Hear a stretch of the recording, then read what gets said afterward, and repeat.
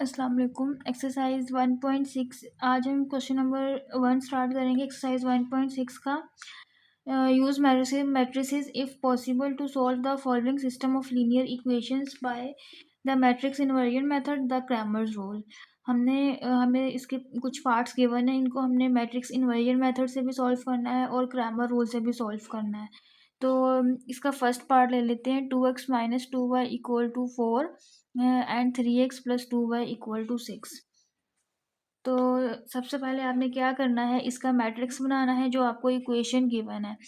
तो इनके आपने कोफिशिएंट्स को राइट करना, जैसे यहाँ पे 2 है, यहाँ पे -2 कोफिशिएंट है, 2 और -2 आ जाएगा, फिर 3 और 2, 3 और 2। इसके बाद जो वेरिएबल इसमें यूज़ हो रहे हैं एक्स और वाई, वो आ जाएंगे इक्वल टू, फिर ये वाला जो मैट्रिक्स है ये आ जाएगा 4 और 6। तो अगर हम लेट करें कि ये ए मैट्रिक्स है, ये एक्स है और ये बी मैट्रिक्स है, तो इसको हम किस तरह से लिखेंगे, A X equal to B. अब पहले हम सॉल्व करेंगे by matrix inversion method. Matrix inversion method में क्या होगा कि ए यहाँ पे इसकी पावर 1 है, जब इसको हम इक्वेशन के इस साइड पे लेकर आएंगे तो ये ए इन्वर्स हो जाएगा और साथ आ जाएगा बी, तो एक्स इक्वल आ जाएगा ए इनवर्स बी के।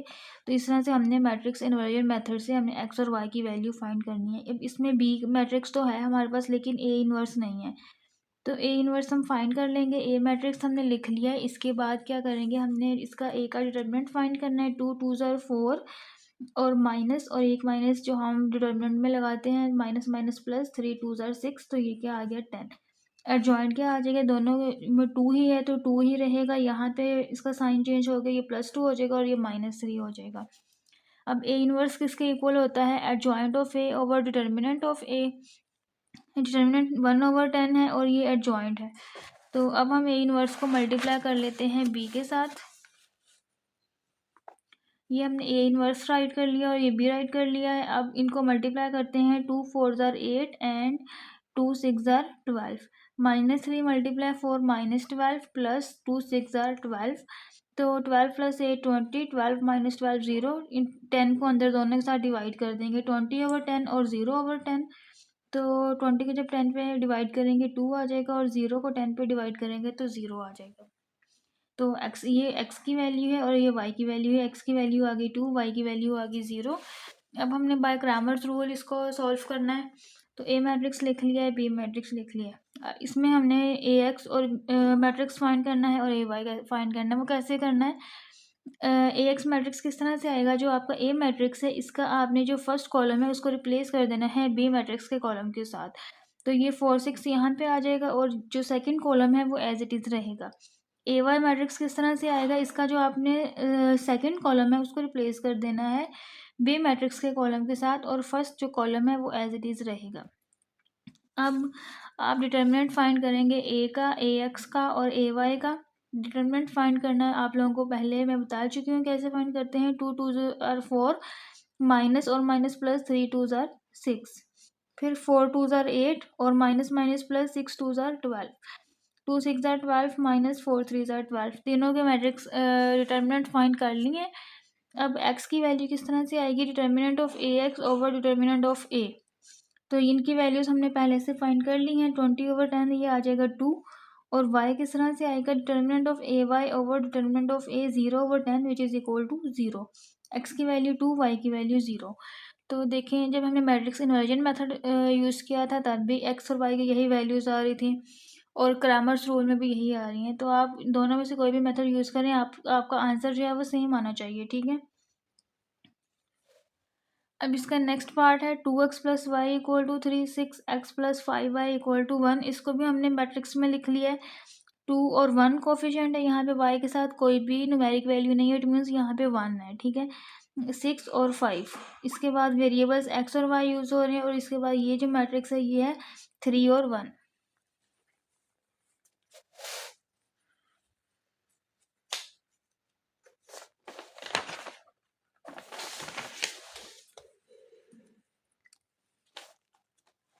तो A X equal to B and X equal to A inverse B. तो हम ए इनवर्स फाइंड करेंगे। पहले हम डिटर्मिनेंट ऑफ ए फाइंड कर लेते हैं। 2 1 6 एंड 5, 5 2 ज़ार 10 माइनस 6 1 is 6, तो ये क्या आ गया 4। इसके बाद हम एडजॉइंट फाइंड कर लेते हैं। तो एडजॉइंट क्या आएगा, 2 और 5 की हमने प्लेसेस चेंज कर देनी है, 6 और 1 के हमने साइन चेंज कर देने हैं। ओके, इसके बाद अब ए इनवर्स क्या आ जाएगा, x equal to A inverse क्या आएगा, ए इनवर्स में डिटर्मिनेंट आ रहा है 4, इसको हम लिख लेंगे साइड पे 1/4, और ये आ रहा है एडजॉइंट 5 -1 -6 एंड 2, और इसके साथ आ जाएगा बी मैट्रिक्स, वो क्या है 3 और 1।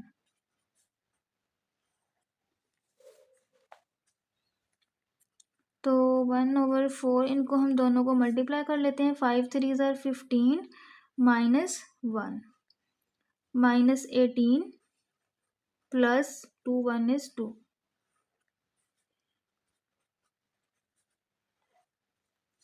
तो 14, और यहाँ पे आ जाएगा -16। 4 को अंदर दोनों के साथ हम डिवाइड कर देंगे,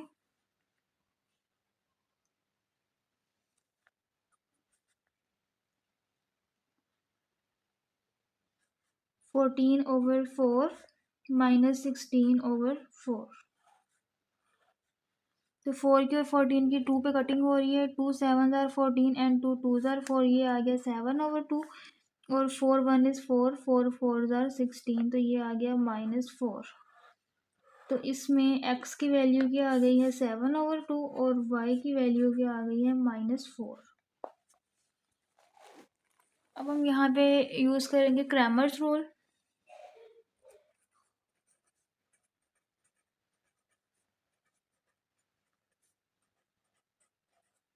बाय क्रैमर्स रूल,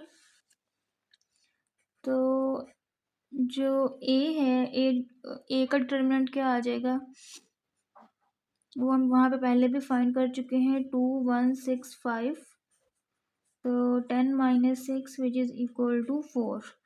अब ax किस तरह से आएगा,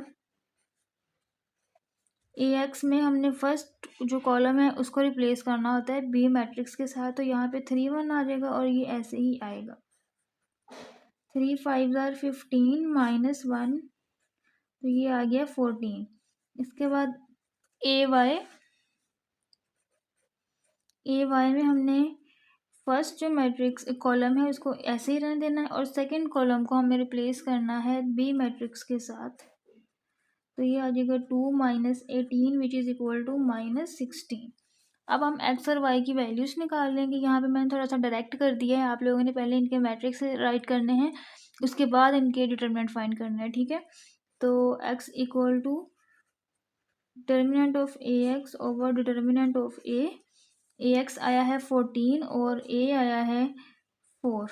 कटिंग करेंगे, 2 7 ज़ार 14, 2 2 ज़ार 4, एक्स की वैल्यू आ गई 7/2, और y equal to determinant of A Y over determinant of A, तो ये आ जाएगा -16/4, 4 4 ज़ार 16, y की वैल्यू आ गई -4। तो यहाँ पे भी दोनों का क्या आ रहा है, सेम ही आ रहा है आंसर, x और y का